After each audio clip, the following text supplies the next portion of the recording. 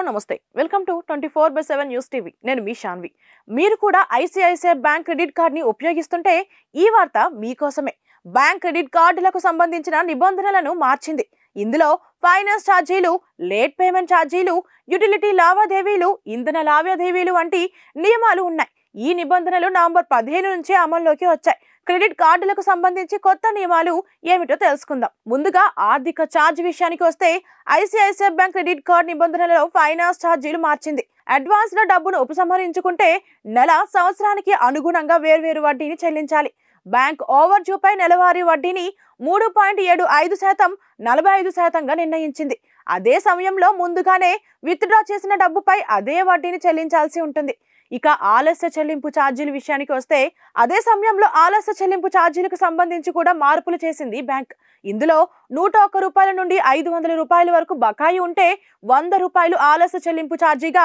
501 రూపాయ నుండి 1000 రూపాయల వరకు బకాయి ఉంటే చెల్లించాల్సి ఉంటుంది ఆలస్య చెల్లింపు ఛార్జీగా 500 రూపాయలు చెల్లించాలి ఇక ఎంత బకాయిపై ఎంత ఛార్జీలు అనేది మాట్లాడుకుంటే 100 రూపాయల వరకు ఎలాంటి ఛార్జీ లేదు 101 రూపాయ నుంచి 500 రూపాయల వరకు 100 రూపాయల ఛార్జ్ 501 రూపాయ నుంచి 1000 రూపాయల వరకు 500 రూపాయల ఛార్జ్ 1001 రూపాయ నుంచి 5000 రూపాయల వరకు 600 రూపాయల ఛార్జ్ 5001 రూపాయ నుంచి 10000 రూపాయల వరకు 750 రూపాయల ఛార్జ్ 10001 రూపాయ నుంచి 25000 రూపాయల వరకు 900 రూపాయల ఛార్జ్ 25001 రూపాయ నుంచి 50000 రూపాయల వరకు 1100 రూపాయల ఛార్జ్ 50000 రూపాయలకు పైగా బకాయి ఉంటే 1300 రూపాయల వరకు ఛార్జీ విధించనున్నారు ఇక విద్యా లావాదేవీ గురించి మాట్లాడుకుంటే బ్యాంకు క్రెడిట్ కార్డుల ద్వారా పాఠశాల కళాశాల సంబంధించి చెల్లింపులు చేయడంపై ఎటువంటి ఛార్జీలు విధించరు అయితే థర్డ్ పార్టీ యాప్ ద్వారా చెల్లింపు చేస్తే 1% లావాదేవీ రుసుము చెల్లించాల్సి ఉంటుంది ఇక యుటిలిటీ